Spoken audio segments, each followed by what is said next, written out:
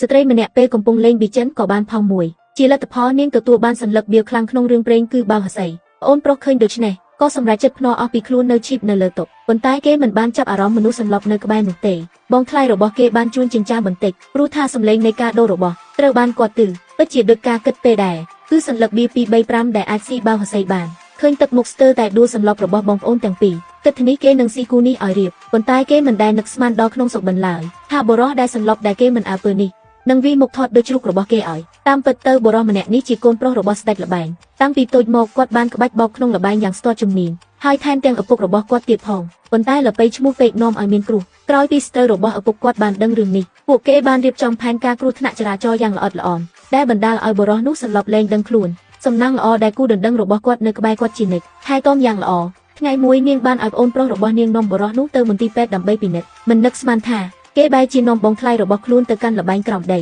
តាមឡាយគិតថាភ្នាល់មួយដៃដើម្បីផ្លាស់ប្ដូរជីវិតជាលទ្ធផលត្រឹមតែកន្លះម៉ោងប៉ុណ្ណោះក៏ចាញ់អស់រលីងពីខ្លួនថែមទាំងជំពាក់បំណុលចំនួន200,000ទៀតបងស្រីរបស់គេក្រោយពីបានដឹងរឿងក៏មកទីនេះភ្លាមដោយអាងថាពីមុននាងធ្លាប់រៀនលេងល្បែងពីបរោះនោះមួយរយៈនាងគិតថាអាចយកឈ្នះពួកកូននេះបានយ៉ាងងាយប៉ុន្តែនៅទឹកដំបងដោយសារតែទទួលបានសัญลักษณ์បៀបៅហសីត្រូវបានប្អូនប្រុសដែលមិនចេះគិតភ្នាល់អស់ពីខ្លួនចំនួន200,000បណ្ដាលឲ្យចាញ់អស់លុយសន្សំនាងមើលឃើញថាល្បិចបុករបស់គឺជាងខ្លួនតាមឡាយនាងចង់ចាញ់ប៉ុន្តែបែរជាចាប់អារម្មណ៍លើនាងមិនដែរចង់លេងបន្តទៀតទេពួកយើងអស់លុយហើយថ្ងៃនេះអារម្មណ៍ខ្ញុំល្អ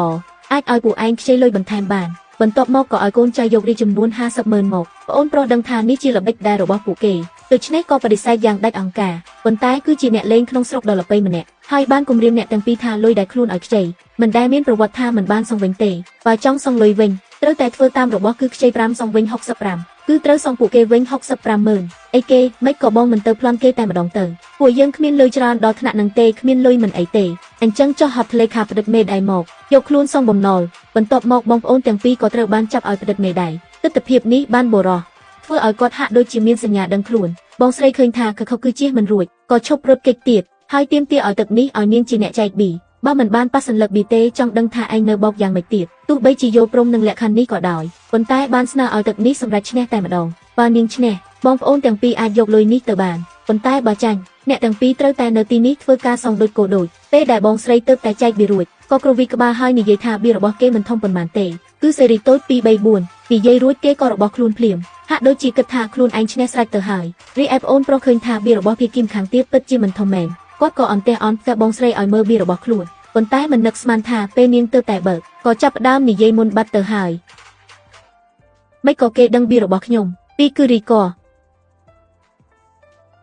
បើកមកឃើញមែនសัญลักษณ์រូបបេះដូងពេលនោះម្ចាស់ល្បែងដែលកំពុងតែមានក្អេងក្អាងចាប់ផ្ដើមចំអកបងប្អូនទាំងពីរនាក់ហើយប្រកាសថាបើសัญลักษณ์ទី3ក៏រូបបេះដូងទៀតនោះខ្លួនគាត់ច្បាស់ជាចាញ់ហើយពេលរីបែបនេះបងស្រីក៏យល់ថាពួកគេប្រកាសជាត្រូវខាតបង់អស់ហើយពេលនេះដោយអស់សង្ឃឹមនាងក៏ងាកមើលបរោះនោះដោយសង្ឃឹមថានឹងមានរឿងអស្ចារ្យកើតឡើងខណៈពេលដែលគាត់កំពុងអធិស្ឋានសំឡេងម្ចាស់ភូមិបានបន្លឺឡើងម្ដងទៀតសัญลักษณ์បៀទី3របស់អ្នកគឺ2គ្រាប់ពេជ្រស្ទ្រីតរបស់ខ្ញុំតូចជាងគូខេតើអ្នកមានអ្វីឈ្នះខ្ញុំបងប្អូនប្រុសស្រីទាំងពីរអ្នកបាក់ទឹកចិត្តយ៉ាងខ្លាំងនៅពេលនេះម្ចាស់ភូមិបានជំរុញឲ្យបងស្រីបើកសัญลักษณ์បៀយ៉ាងលឿនហើយគាត់ក៏និយាយយ៉ាងអាម៉ាស់ថាបើកសัญลักษณ์បៀហើយអ្នកជារបស់ខ្ញុំហើយនេះជាកូនចៅកាស៊ីណូទាំងអស់ក៏បានជំរុញគាត់ដែរឲ្យគាត់បើកសัญลักษณ์បៀឲ្យលឿនពេលបងស្រីអស់សង្ឃឹមបិទភ្នែកត្រៀមខ្លួនទទួលយកជោគវាសនាស្រាប់តែមានដៃធំមួយមកខាត់ជាប់ល្បែងនេះខ្ញុំភ្នាល់ជាមួយអ្នក